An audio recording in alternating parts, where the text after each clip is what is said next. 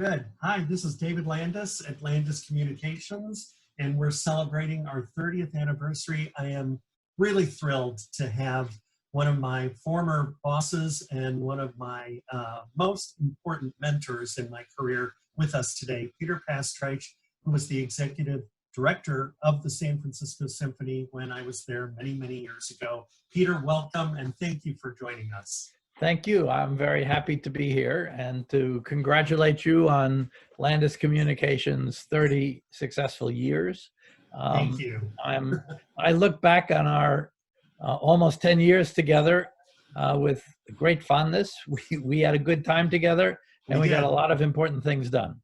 Yeah, it was really, I was thinking back to that time, and it sort of made me a little tired just thinking about it because he did so much in a short period of time. You know, we opened a new hall. We had the first European tour in many years. We brought on a composer in residence who just happened to be John Adams. Right. You know, when you look back at that time, what are your memories of that? Well, you know, the San Francisco Symphony has always been a good orchestra, but at some point, I think it either gave up the thought that it should be a world-class orchestra, or maybe it didn't seem necessary. It was doing fine as a fine local orchestra serving San Francisco, What happened during our time, yours and mine, at the San Francisco Symphony, was a very conscious decision that we wanted this orchestra to be a world-class orchestra, and that we were going to do what was necessary to accomplish three things: to make it a world-class orchestra, to play as well as any orchestra in the world, to have it recognized as world-class, and to serve this community in a better way than it had ever been served. And we, as a team, set about getting that done. And it was very important that that team had in you initially, certainly a really capable and imaginative PR director as a instrumental part of the team. Well, you know, it's telling that you said of the three tenets, first was to be a world-class orchestra. Second is to be recognized as a world-class orchestra. That tells me, as a CEO, you understood the importance of public relations. Right. But I had a very strong feeling that it's public relations is not trying to convince people of something that's not the case, or even explain why you did something that wasn't such a great thing to do. Public relations, in my view, is helping to figure out in the first place what we should be doing, and then making sure the world is aware of it. And we were very conscious of the fact that there are orchestras, there certainly were orchestras when we started in 1980 or so on this program, that were thought of as world-class and really weren't that good. And on the other hand, there were terrific orchestras whose reputation wasn't nearly what they should have been. We wanted both. We wanted the orchestra to be a much better performing orchestra than it had been, and we wanted the world to recognize it as such.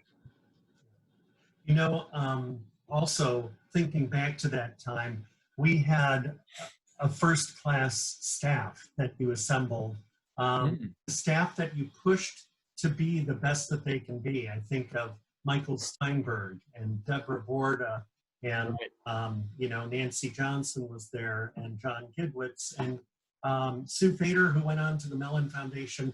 You know, how did Melanie Bean, who went on to yes.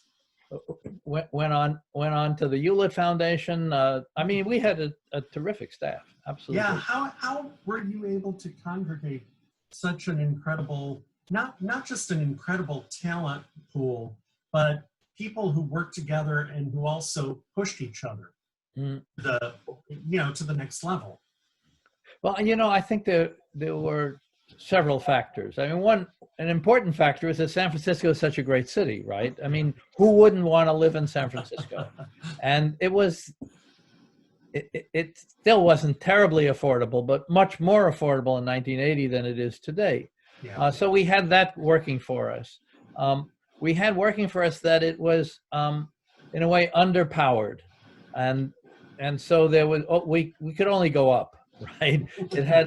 It had been when I was hired as executive director, they did the first national search that they had ever done. The orchestra was already 75 years old, and every executive director before me, and they were good people, were local.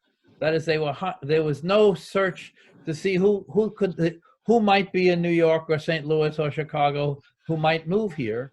They took who was available in the city, and it made for, in a way, a nice, friendly operation. But it wasn't the world. You can't make a world-class organization that way. And we made a decision to go out and find the very best for every job. And Michael Steinberg was working for the Boston Symphony when we attracted him here. Deborah Borda was working for Handel and Haydn in Boston, and she came to be our artistic administrator and later general manager. John Gidwitz was at the Springfield Symphony. And you came in from outside too. Yeah. From your old orchestra from St. Louis. Right. So, and it was, part of the challenge, in fact, was to integrate this staff because we didn't fire all the people who were from San Francisco. And we changed it, though, to a staff with a lot of people who were the best in their field, who'd come from elsewhere, and some very good people. The best people who were already here remained, and integrating them into one team was a challenge, but it was a challenge very worthwhile meeting. So can you believe it's been 40 years since we opened Davies Symphony Hall? It is. Time goes by. Time goes quickly when you're having fun, and I think that was part of it. Is that we were having fun. Oh, yeah. I think initially, and I was hearing rumors in my first year or two. People would call and say, the word around New York, Peter, is that you're going to be fired any day now. That there's just too much turnover on the staff, because there was a lot of turnover in that first year or two. But then we assembled a staff where there was very little turnover. Actually, we had terrific people, and they stayed. I mean, Deborah worked for us for 8 or 9 years. Before she left to manage St. Paul. And I was there for 7 years. I mean, that's right. It was a long time. Yeah. Mike Garrett was development director for, I think, 10 or 12 years. Yes. We had people who came and stayed, and in fact, I've been gone from the symphony for 20 years, and people I hired, some are still there. Yeah. And some are now retiring. So let me just ask you in a slightly different vein, how important is public relations to business? I think it's absolutely crucial. As you know, we set out to have a great orchestra and to be recognized as a great orchestra. And those two things were intimately related. And it takes a great PR director to be part of that, to both help us figure out what the things are we should and should not be doing, and then to make sure the world is aware of the things we are doing. I think, in all fairness, you were the first terrific PR director to come to the San Francisco Symphony. Thank you. And it changed the city's view. When I came from the St. Louis Symphony, as you did, and when I was being recruited for San Francisco, I called many of my colleagues to talk about that because I was happy in St. Louis, and many said, "Oh, why would you want to go there? It's an opera town. Nobody cares about the symphony. It's San Francisco is all about the San Francisco Opera." And it was true that the opera opened in September, gigantic gala, all this excitement, and the symphony snuck into town at the end of November, around Thanksgiving, right? No gala, no big concert, no fuss, no bother. The opera season was over. Everybody was tired already, and then they could go to the symphony if they wanted to. And we changed that, right? We said there's no reason for us to be, second to the opera. The opera was great, and it still is great. But there can be 2 great, and even 3 great or 4 great arts institutions in a town as important as San Francisco, and a town as arts oriented as San Francisco is. And that's what we proved. Today no one would say, oh, it's just the opera, right? No, I'm most proud of that, I think, aren't you? That, the symphony is, and in some ways, the symphony has eclipsed the opera too, I would say. I think what Michael Tilson Thomas did for this orchestra is like nobody else. And people look up, the New York Times writes about the symphony here all the time. That didn't happen when we started out in our jobs. So it's a very different kind of situation. And, the building helped us do that, but having the right people was key to achieving that. Sure. Well, David, we all agreed we wanted to be the equal of the opera, but we also understood that the success of one arts group does depend on the success of the others. That you want a great ballet and a great opera and a great theater in the same town as you are. It's not healthy for when there was just the opera and the symphony wasn't that important, and there was nothing like, and there wasn't a great presenter of music either. There was no place to eat on Hay Street. Right. You had to go to the doggy diner if you wanted lunch. Right. And when there were 2 or 3 really great arts institutions, all in that small area, Hay Street became a destination place with a half a dozen great restaurants and places to shop. It's true. I still remember something that resonates with me to this day that you taught me, which is the arts really are not competitive. Art begets art. You taught me that. And it's you remember, David, that during our time together, we did a Mozart festival, right. A citywide Mozart festival. The symphony was the moving organization, right? We suggested it to the others, but the announcement of it took place at the opera. The museums participated, the ballet participated. It was, as far as I know, the first citywide arts festival that had ever been tried in San Francisco. Yeah. And it was great for all of us. Of course, it is.